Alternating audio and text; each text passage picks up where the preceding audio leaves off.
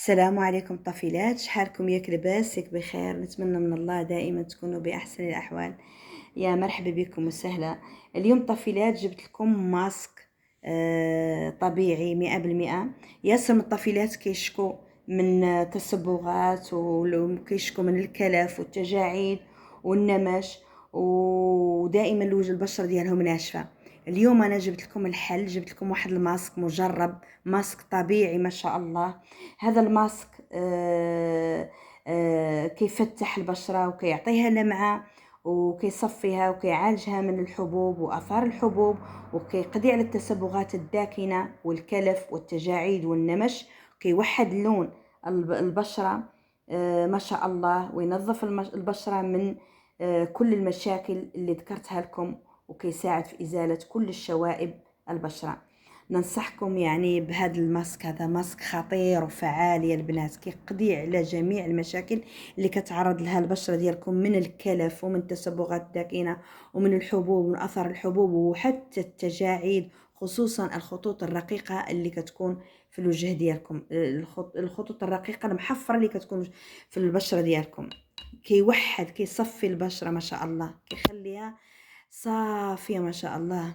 المهم الوصفة متكونة من الكركم، مطحون الكركم والعسل الأصلي، العسل الطبيعي، وبياض بيضة. أنا هون سبق لي خلطت لكم المكونات، خلطت لكم الماسك لأني أنا كنصور بيد واحدة وفضلت نخلط الماسك هذا من قبل.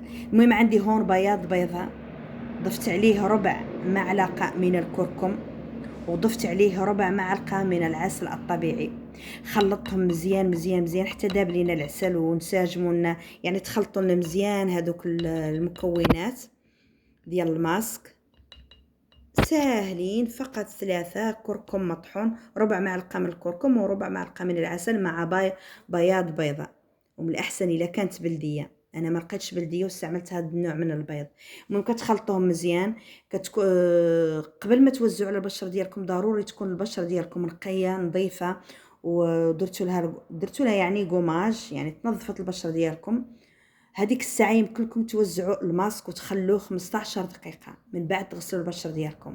ونصيحه يعني نصيحتي لكم تستعملوا هذا الماسك بشكل يومي، يعني يوميا تستعملوا هذا الماسك.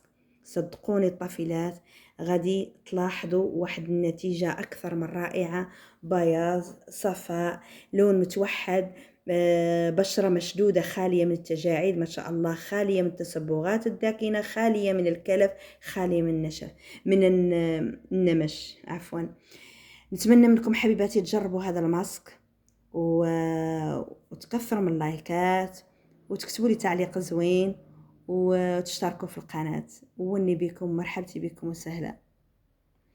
نسيت ما قلت لكم مبارك العواشر ورمضان كريم، الله يدخل علينا وعليكم بالصحة والعافية. راني دايخة مع الصيام، دايخة. وني بكم حبيباتي.